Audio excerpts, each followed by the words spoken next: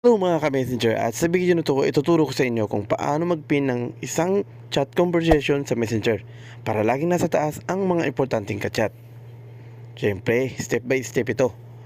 Una, buksan natin ang ating messenger at hanapin na ang ka-chat o group chat na gusto mong ipin at i-long press mo ito.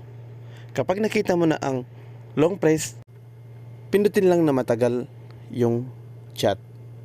Then, piliin ang conversation at lalabas ang option at piliin ng pin conversation.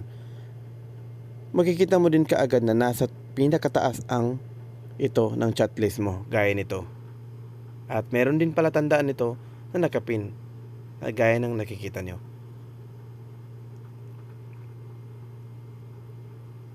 Pwede kang magpin hanggang 3 conversation sa messenger. Kaya piliin lang yung mga madalas na kausap o importanteng ka-chat.